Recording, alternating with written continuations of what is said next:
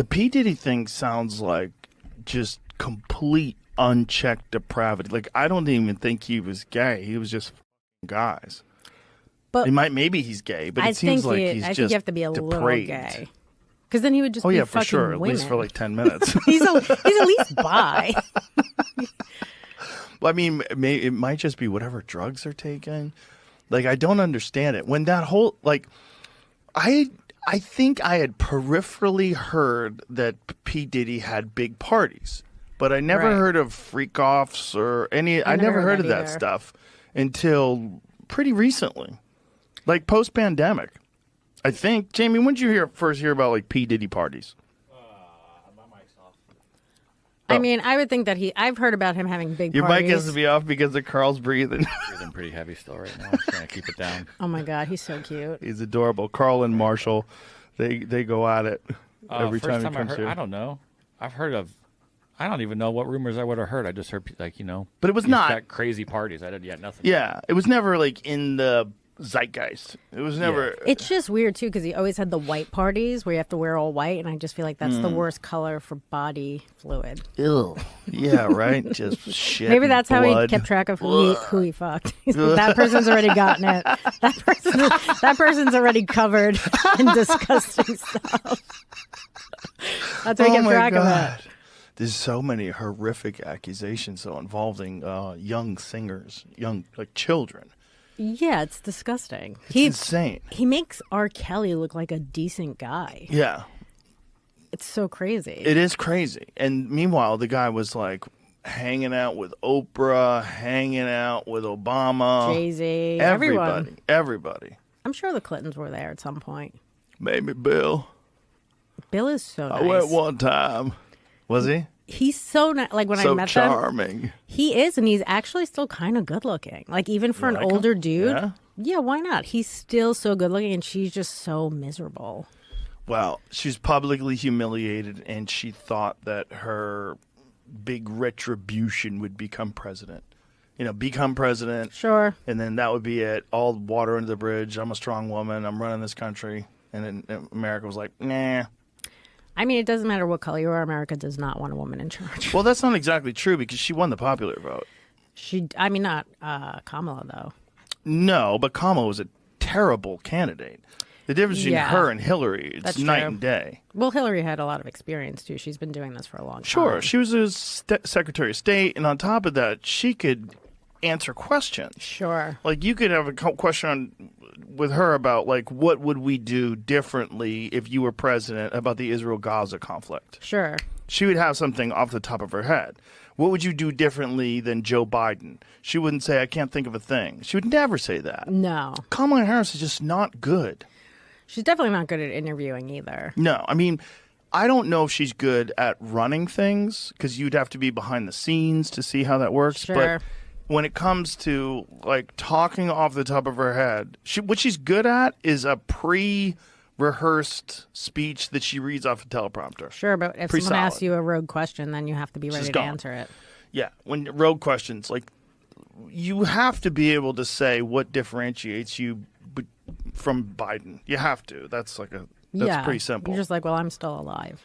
Yeah, that too. That would be funny if she said that. Right. That's what she should do. If she could be funny, people love a funny person. I can answer questions. I can look you in the eye. Yeah. I she remember what I'm been talking funny. about. Yes. I was surprised she didn't come on the podcast a little bit. It seems like, and this is all reports, these are all anecdotal reports, right? But it seems like her campaign was kind of chaotic. Like, no one could make a decision.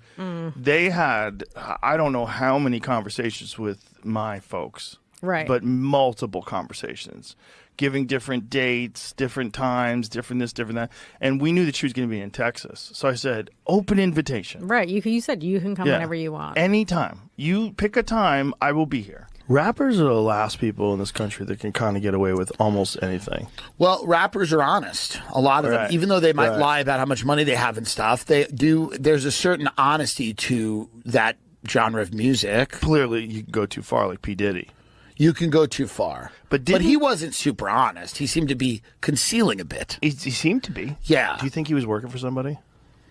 or working with somebody, or do you think it was all his own personal? If the CIA was like, we don't really know anything about like this world of like, that's not what we do. We're like a bunch of Harvard guys, and we have these fucking weirdos that we know about how to get in with like our people, but we need someone who was like a black guy to do it.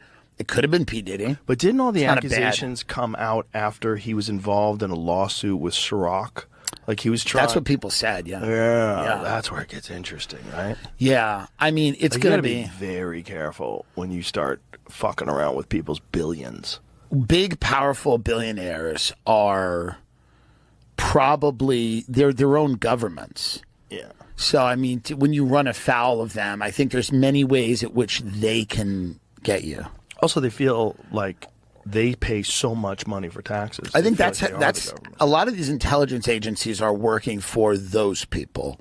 They're not, I think, on their own. There's big money to be made, and there's a lot the people that own these companies and have been rich for a very long time and who aren't, on reality TV, and you don't really know who they are, but they some of them are on the Forbes list, some of them aren't. Some of them are just incredibly wealthy, and they've made their money in ways that you could barely understand. And those are people that, are the reason historically that the CIA is going into Latin America and overthrowing a government so that United Fruit can, it's true. Have a monopoly, right? It's like, so they're doing things at the behest of these ultra wealthy families that control huge industries. Sure, and they always have. I mean, that's back to Smedley Butler's War is a Racket. 1,000%. Yeah, and that was 1933 he wrote that or something. And that's the way the whole thing seems to be organized. Yeah, and always has been. We're just learning it now. That's all the difference. But it is falling apart now because some of their kids are doing stand-up comedy. No, like literally. I mean, there are people, they're young in New York, and they're just like, their parents are some of the wealthiest people in the world, and these kids are like doing stand-up, which is terrible sign for the empire. That's not a great sign for the empire, is that like a guy that would have taken over his dad's business is like doing dick jokes. Well, he probably has a trust fund, so he probably has a safety blanket and sees we're having fun.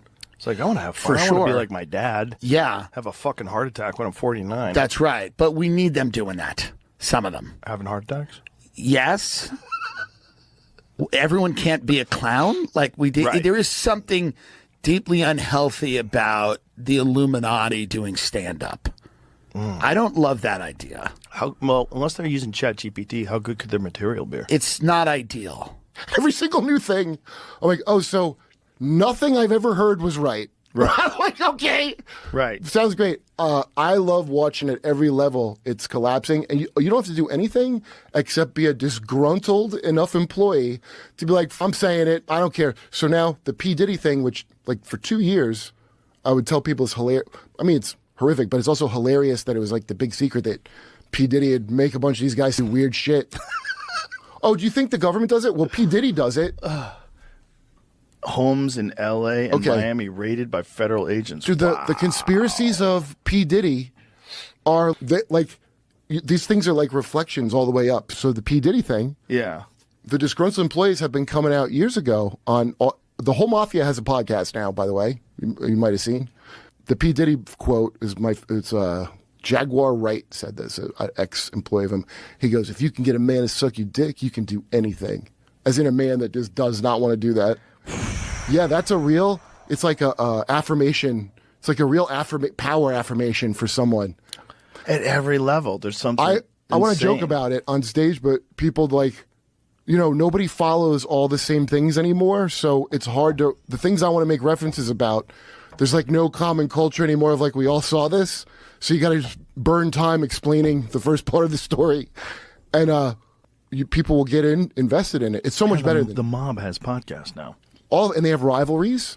And there's like people that are like, oh, well, I heard he's a snitch. Like they're now like, do you have Stockholm syndrome? Good, they're a snitch. That's why we have this great show. The fuck? I hope everyone snitches. What the fuck are you talking about?